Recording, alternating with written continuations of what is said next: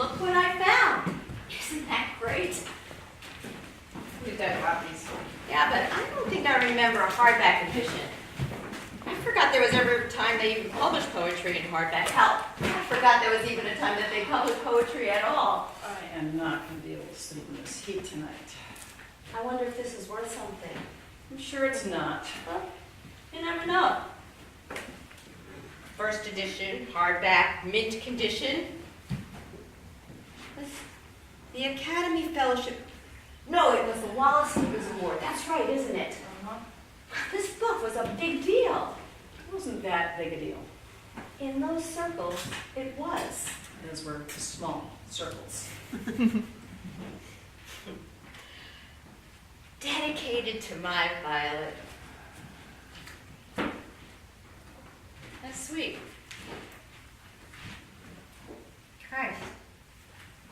I can't imagine the kind of pressure he must have felt after he wrote this. Probably every word he wrote after this, he must have been thinking, what are they going to say about this? Or are they going to compare it to Meadowlark? No, but at some point you just have to say, to hell with this. And you write something anyway because... Please fucking shut up about the dumb book. What's the matter? You are just dribbling with envy over these 30 poems that my father wrote way back in the fucking 60s. I mean, don't you realize? Don't you hear yourself? You're mistaken. I have great admiration for these poems, not envy. Reciting his list of awards. Merely talking about the value. Well, my father didn't write anymore for a lot of reasons, but critical opinion was not one of those. Hard as that might be for you to believe, because I know how important that stuff is to you. What are you attacking me for? I haven't done anything. Oh my God, that's what Sissy says. So she can comfort you and reassure you. No, Billy, you haven't done anything. What does that have to do? Why are you bringing that up? No, these are just all symptoms of your male menopause, whether it's you struggling with a creative question or you screwing a girl who still wears a retainer. Okay, look, I'm here for you because I want to be here for you in a difficult time. But I am not going to be held hostage in this room for you to attack me. I'm sorry. Didn't mean to hold you hostage. You really should go then. I'm not going anywhere. I flew to Oklahoma to be with you. So, now you're stuck with me. And her name is Cindy. I know her stupid name. Just do me the courtesy of recognizing when I'm demeaning you. Oh, Violet really has a way of putting you in attack mode, you know it? No, she has nothing to do with it. Oh, don't you believe it? You feel such rage for her that you can't help dishing it in my direction. You understand it hurts to go from sleeping with someone for 23 years to sleeping by myself. I'm here now. Oh, gosh. Men always say shit like that, as though the past and the future don't exist. Can we not make this a gender discussion? Should men believe that there's nothing but the here and now? No, it's just bullshit because they're avoiding talking about what they are most afraid to say. I'm not necessarily keen on saying things that are gonna hurt you. Like what? What? Don't say it. No. You know, there is nothing that you can say that would hurt me any more than I'm already hurting. The damage is done. I think you're wrong. I think that you get into this masochistic frame of mind that actually desires to be hurt more than... What? Barbara, please.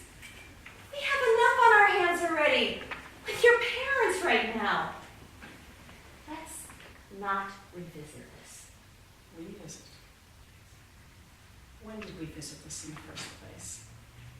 When you pulled the rug out from underneath me, I still don't know what happened. Do I bore you? Intimidate you? Disgust you? Or is this really just about the pleasures of young flesh, teenage pussy? I really need to know. You want to know now? You want to have this discussion now with Beverly missing, your mother crazy as a loon, and your daughter 20 feet away. Do you really want to do this now? No, you're right.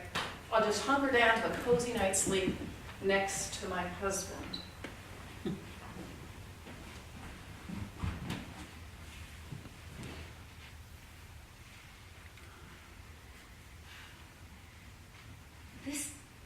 This discussion deserves our care and our patience. And we'll be in a much better frame of mind to talk about this once your father gets home. My father is dead, Bill.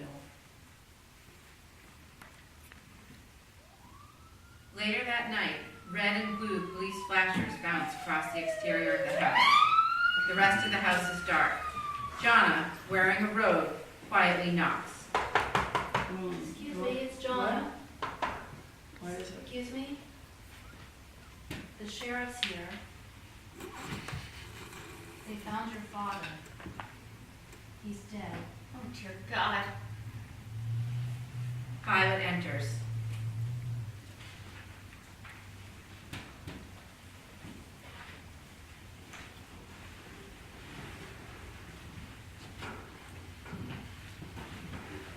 Charlotte.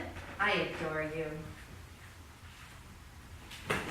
Jean doesn't understand all this. Do you think she has any concept? Phantom of the Oh, come on, don't you remember what it was like when you were 14 years old? Is old enough to exhibit a little character. But then I guess that is something you learn from your parents normally. Oh, that's a shot across my bow. I missed something. Really?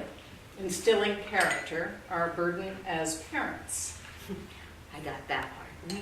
And you really haven't been much of a parent lately, so it's not to Hey, expect. just because you and I are struggling with this Gordian knot doesn't make me any less of a parent. Nice, Gordian knot. Well, from her 14-year-old point of view, she might view it differently. She might consider it abandoned. Oh, come on. You know, she might see her father as absent, or maybe not present, or maybe even a fucking son of a bitch. Jean is a little bit more sophisticated than that, don't you Pretty think? fucking sophisticated, the restored whatever of the Phantom of the Opera. I know that makes you a dick hard. Barbara! Precocious little shit. I'm not defending her. I'm not I'm blaming on her. your She's side. a I'm not selfish son of a fight bitch for with her. a I'm just father. like, settle Now down. be a father and help me. I am her father. God damn You it. are a father in absentia. You are a father in name only. I have not forsook my It is responsibilities. forsaken, big shot. Actually, forsook is also an acceptable usage. Well, forsook you and the horse you rode in on. So, we have to fight on your terms then? On topic one moment, whimsical insults the next. All of it when it suits you. Yeah, I think we covered this around your tree, Bill. You're the master of time and space. I'm the spastic Pomeranian. That's not fair. You know, I'm sick of being fair. And I'm sick of the notion of the enduring female. I am just sick and tired of it. See where it's gotten me. So just grow up. Because while you're going through your 5th puberty, the world is falling apart, and I can't handle it. And more importantly, your kid can't handle it. Our kid is just trying to struggle with this goddamn madhouse you dragged her This into. house is my home. Think about that statement for a second, might you? Jean is here because this is a family event. She's here because she's a buffer between you and the shrill insanity of your mother. You would have a lot more credibility if you had any credibility. You can't resist, can you? You were a really easy mark. You are so goddamn self-righteous. Well, you must have known that something would have happened when you started porking Pippi Longstocking. You must have expected a little self-righteousness, a smidgen of indignation on my part. Maybe I split because of it. This is your confession, then, when you unload all... Hey, you're thoughtful, Barbara, but you're not open. And you're passionate, but you're hard. And you're a good, decent, funny, wonderful woman. And I love you. But you're a pain in the ass.